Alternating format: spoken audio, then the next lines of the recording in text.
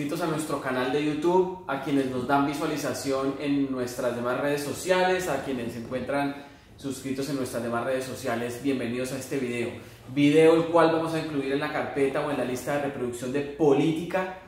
que hemos creado en nuestro canal de YouTube para empezar a hablar obviamente de temas relativos o relacionados con la política y que de alguna manera pues sean trascendentales o que tengan o que sean bien sonados en el tema político en el país.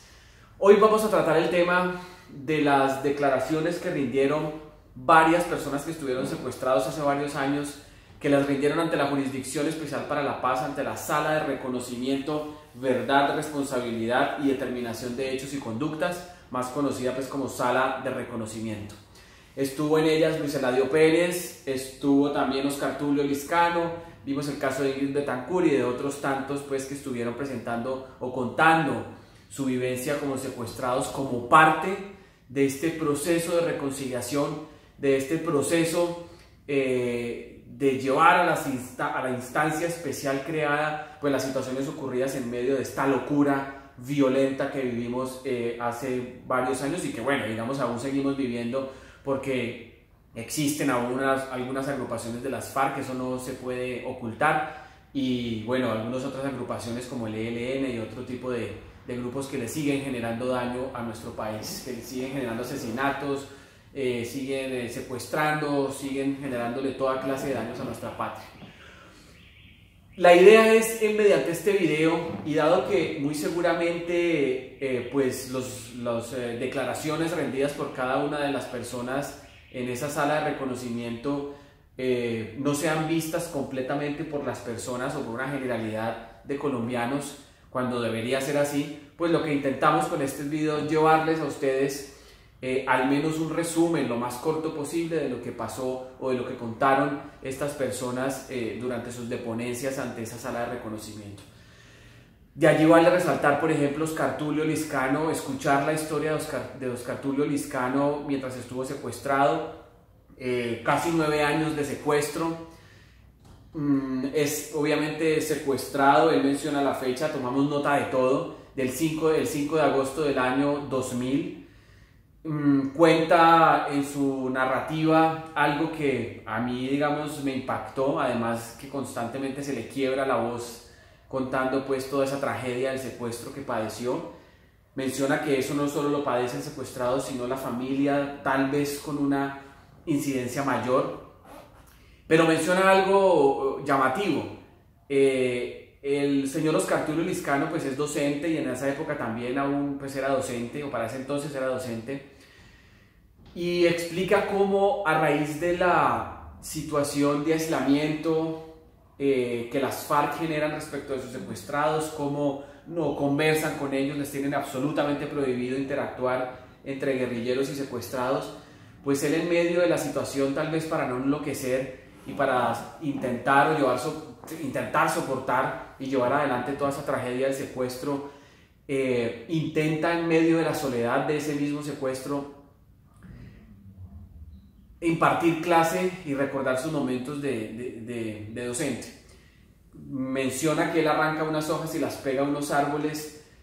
simulando a sus estudiantes en un salón de clase, que les pinta una cara, supongo que intentará pintar o intentó pintar o dibujar la cara de los estudiantes tal vez más reconocidos o de los que más él tenía recordación, y empezaba a impartirles clase para intentar salir de esa soledad en la que se encontraba, de esa imposibilidad de diálogo con alguien. Pues para quienes somos docentes sabemos que una de las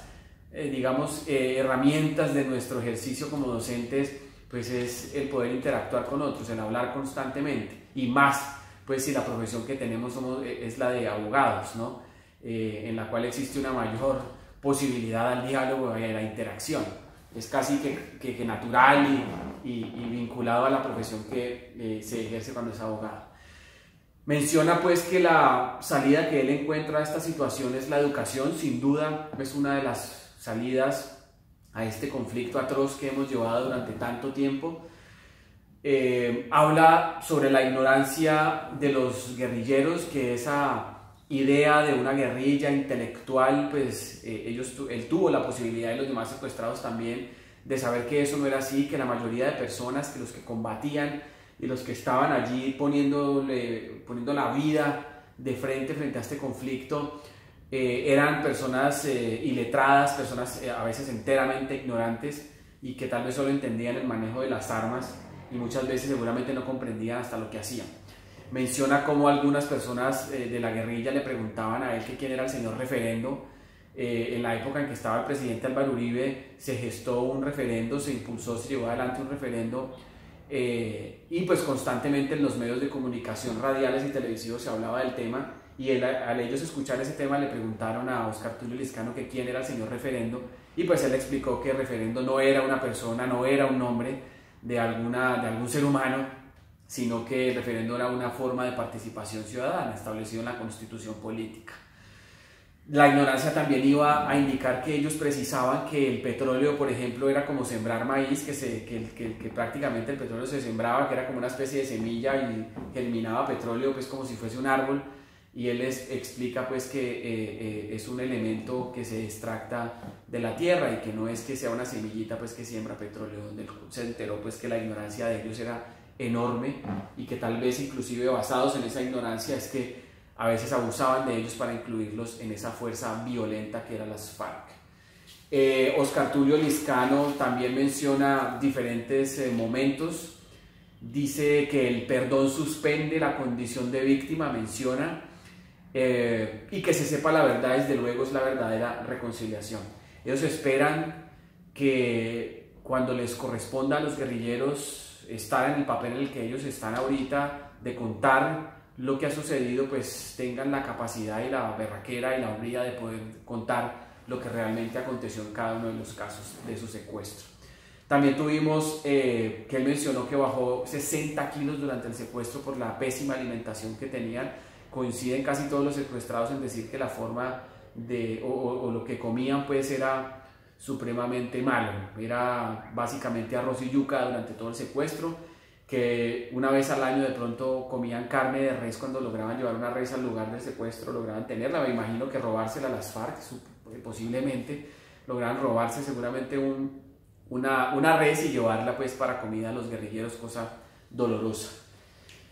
Menciona que fue amenazado por las FARC porque, pues como recordarán ustedes, Óscar Tulio Lizcano no es liberado, sino que él se vuela de su secuestro, lo ayuda alias Izaza, de nombre Wilson, que era un guerrillero que está en otro país en este momento, porque seguramente si se quedaba aquí ya sus ex compañeros de ese grupo criminal de las FARC le hubiesen mandado a asesinar por haber ayudado a liberar a un secuestrado. Él se vuela y cuando a raíz de su escapada del secuestro, pues posteriormente sufre diversas amenazas por parte de las FARC por haberse escapado, seguramente para asesinarlo o en el peor de los casos volverlo a secuestrar. No sabe uno en ese contexto si es mejor morir o volver a las manos del carcelero. Luis Eladio Pérez acude con sus dos hijos a la declaración. Él presenta una documentación como elementos de prueba de todo el tiempo que estuvo privado de la libertad, o digamos secuestrado más bien, para no darle un término tan jurídico, secuestrado contra su voluntad. Presenta, dice, unas pruebas de los vejámenes y de las enfermedades que padeció con ocasión del secuestro. Califica siempre a la guerrilla como criminales, no dubita en decir pues que son hombres de honor y buenos hombres, que a pesar que hoy pues ya algunos de ellos se encuentran desmovilizados e insertados en este proceso que se está llevando adelante y sometidos a esa jurisdicción especial, pues no desaparecen los crímenes que cometieron y son sin duda unos criminales. Mencionó Luis Eladio que era escéptico de ir a la JEP, que tenía escepticismo de acudir, que al final decide acudir pues porque las víctimas merecen que se escuche la verdad y que espera que la JEP reconozca la verdad de las víctimas y que además, que por sobre todo, además y en eso coinciden todos los deponentes, haya justicia. Lo que la gente pide naturalmente. El cuento que nos han querido vender en muchas oportunidades es que a los que han sido objeto de crímenes por parte de las FARC no les interesa la justicia, sino que el grupo se acabe y todo esté en paz. Seguramente eso es un elemento, desde luego, pero todos coinciden en pedir justicia. Obviamente la justicia implica decisiones o condenas, en este caso transicionales, sujetas a los acuerdos a los que se llegó entre el gobierno y el grupo guerrillero de las FARC. Entonces es impartir justicia, con lo cual estoy de acuerdo. Sin justicia creo que este proceso está cojo, este proceso le falta un elemento. Si no llega a haber justicia, esperamos que se cumplan las penas transicionales y ojalá en centros de reclusión, en prisiones, y no dándoles a los bandidos, a los asesinos de las FARC que cometieron cualquier cantidad de crímenes, la posibilidad de purgar sus penas en casas fiscales o en fincas sembrando papas, yucas y haciendo actividades pues como si estuvieran en plena libertad. Creo que el ejemplo, ellos tienen que tener la capacidad y la hombría de poder decir que van a afrontar esa pena de prisión y que la van a afrontar en un centro de reclusión porque saben lo que cometieron y piden perdón ante esta sociedad. Creo que el primer paso para pedir verdadero perdón es que ellos sean capaces de afrontar la justicia transicional a plenitud y no esperen pues que los colombianos veamos con buen agrado que ellos simplemente hayan cometido los crímenes que cometieron y que no paguen un solo día de prisión. Oscar Tulio menciona que estuvo secuestrado 6 años, 8 meses, 17 días y 9 horas, es decir, eso da cuenta que él no olvida para nada ese secuestro y que lo marcó de tal manera que sabe con exactitud el tiempo en que estuvo obligado a soportar el secuestro. Dice que estuvo cerca de morir, en una ocasión le dio un infarto, obviamente los guerrilleros no lo atendieron, lo trataron como cualquier desecho humano. Luego cuando él sale de su secuestro, cuando es liberado, porque así fue liberado y fue inclusive liberado en Venezuela, recordarán ustedes esas imágenes también por unas gestiones que se realizaron en su momento para la liberación de este señor. Mencionó que fue gobernador, fue representante, fue senador, alcalde, pues digamos dentro de su carrera pública, y que tal vez por esa condición política pues es que es secuestrado, le es llevado al secuestro con engaño. Él menciona que las FARC lo llama para supuestamente mandar un mensaje al gobierno nacional. Él acude y obviamente el mensaje, después de 7 años de secuestro casi que tuvo, pues no fue entregado nunca. Es claro que no le iban a dar ningún mensaje, sino que la idea de su llamado era secuestrarlo y mantenerlo obligado casi 7 años metido en la selva. Indica pues que en ocasiones estuvo pensando en morirse, en acabar con su propia vida, en buscar la manera de terminar con su vida, pero que con ocasión de ese radio que podían tener los secuestrados, ustedes pueden escuchar muchas versiones de secuestrados y siempre hablan que ese elemento que no había dinero que lo pagara era el radio que podían tener constantemente para comunicarse con el mundo exterior dentro de su propio país. Y él por ahí fue que se dio cuenta que se murió su mamá, que estos bandidos le negaron la posibilidad de que quienes amamos a nuestras mamás, pues en el caso de él haya podido estar en los últimos momentos con su mamá, tal vez si murió de una enfermedad grave haberla acompañado durante sus momentos difíciles y más aún haber tenido la posibilidad de enterrar a su madre. Esa posibilidad se la negaron los criminales de la FARC. Él se da cuenta por radio que su madre muere, situación que tuvo que haber sido muy trágica y dolorosa, uno llorar a su mamá desde la lejanía sin saber ni siquiera dónde está uno. Mencionó que se dio cuenta del matrimonio, que su hijo se casó también por radio. Precisó en su declaración que se dio cuenta que era abuelo también por vía del radio. Ustedes no sé si lo recordarán los que vean este video, que había una sección en una emisora que creo, si mal no recuerdo, se llamaba Las Voces del Secuestro, y por ahí la idea de esa sección es que los familiares de los secuestrados, amigos de los secuestrados, gente relacionada con las personas secuestradas, pues fueran a contar su historia, a intentar comunicarse con sus familiares, así fuese que esa comunicación no tuviera interlocutor, sino que por vía de los micrófonos supiera a sus familiares que están a la espera de ellos y contarles pues todo lo que ha pasado durante los años de su secuestro. Así se daba cuenta él pues de toda esa tragedia que vivió. Menciona que estuvo junto a Ingrid Betancourt, pues en algún momento del secuestro los unieron a todos. Estuvo con los militares, con varios militares secuestrados, con los 3 estadounidenses que también tuvo secuestrado las FARC y con Clara Rojas. Menciona ese momento, indicó el momento en que intentó escaparse junto con Ingrid Betancourt y que, pues, dadas las condiciones de debilidad y enfermedad en que se encontraba él, no pudieron al final escapar, simplemente no pudo continuar, se devolvieron y se entregaron de nuevo a las FARC, y que a partir de ese momento pues vino lo peor del secuestro: humillados, completamente reducidos como ser humano, minimizados como seres humanos, tratados como escoria y basura por parte de los criminales de las FARC. Menciona cómo a partir de allí, del momento en que vuelven al campamento entregándose de nuevo a las FARC, siempre fueron encadenados, estuvieron encadenados de ahí hasta el día en que fueron liberados, cosa que es inhumana. Contaban como hasta para ir al baño en algún momento tenían que pedirle permiso al bandido que había ahí, guerrillero de inferior categoría, al que le tenían que mencionar, solicitarle ahí al baño, y luego él iba a un superior para ver si le daba el permiso en definitiva y la orden de poder ir al baño a orinar o hacer sus necesidades fisiológicas pues en general. Y él mencionaba que cuando ya llegaba la orden pues ya se había orinado en los pantalones. Eso es un acto de inhumanidad total. Simplemente es indignante, más en una sociedad que ya está avanzada en espacios y lugares para uno poder hacer sus necesidades humanas. Indica cómo aguantó hambre durante mucho tiempo y cómo sus enfermedades, las que tenía para ese entonces, que era la diabetes, uno digamos que no podía entender cómo una persona diabética duró 7 años comiendo tan mal, y cuando salió ya liberado de su secuestro, pues en los exámenes médicos que le realizaban efectivamente se detectó el infarto. Se le mencionó pues la dificultad, que era increíble que alguien con diabetes pudiese haber sobrevivido a ese secuestro. Tuvo episodios de alteración de la diabetes muy graves, menciona él, durante el secuestro. Finalmente hay que decir de Luis Eladio que lloró constantemente en su declaración, que se notaba que esto le partía el alma, que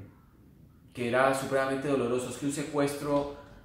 no distingue entre ricos y pobres. Ustedes saben que en Colombia tuvimos momentos en los cuales habían 2000 secuestros en un año, tal vez más. Nunca han podido tener una estadística completamente real las diferentes entidades u organizaciones que logran o intentaban contar el número de secuestrados, pues nunca coinciden en su totalidad, pero diríamos que eran 2000, 3000 o tal vez más secuestrados por año en este país, trágicamente, por todas las agrupaciones criminales.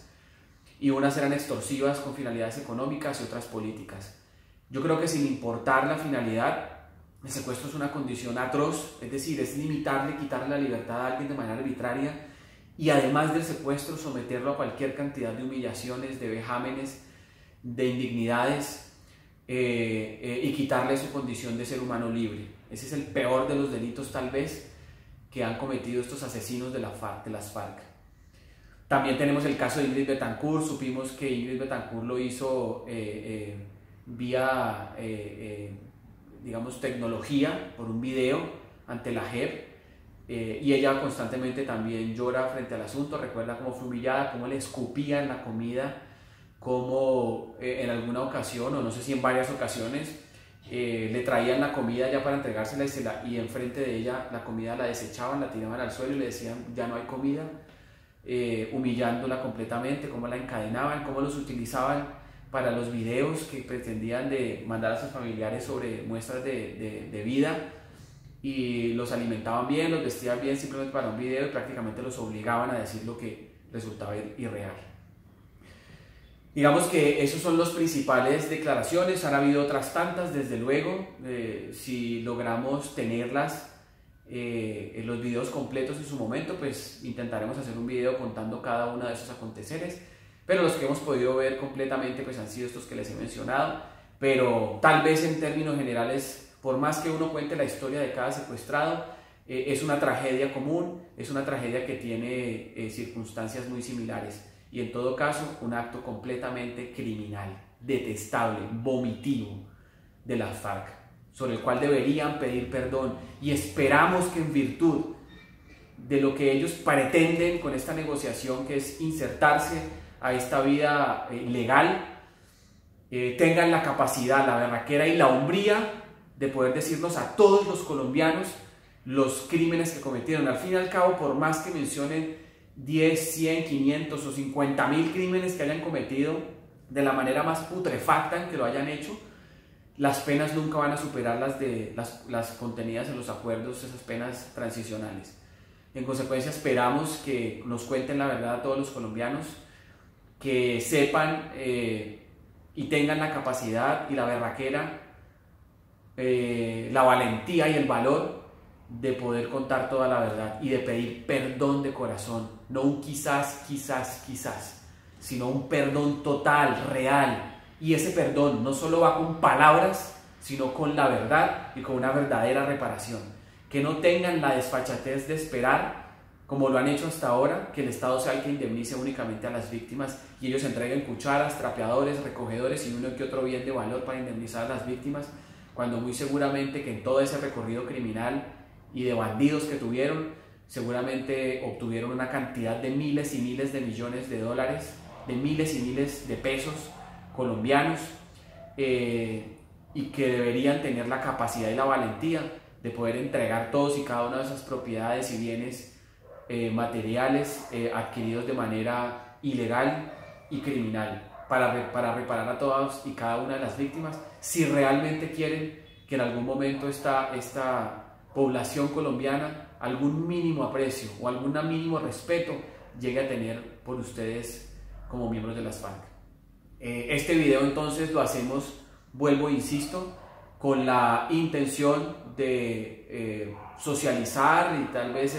difundir o compartir lo que han ido diciendo en las declaraciones ante la JEP. Vuelvo e insisto, como lo dije al final, tal vez porque muchas personas no se sienten a escuchar estos videos, además que solo el de Luis Eladio y el de Oscar Tulio sumados duran más de 3 horas, y poder verlos pues requiere de tiempo. Yo intentaré sacar el tiempo posible para ver otros videos y en la medida en que se vayan haciendo públicos y poder comentarles qué ha habido en cada uno de ellos. Espero que este video les sea de utilidad y nos sirva por sobre todo para comprender toda esta situación y esta violencia, sobre todo a los jóvenes que tal vez hoy tienen 16 años, son menores de edad, o algunos 18, otros que seguramente o posiblemente para la época de esas atrocidades no habían nacido. Hay quienes vivimos esa época violenta, hay quienes vivimos la zozobra de estar encerrados y presos en nuestras propias ciudades, hay quienes no salíamos o los padres nos impedían salir, nuestros padres,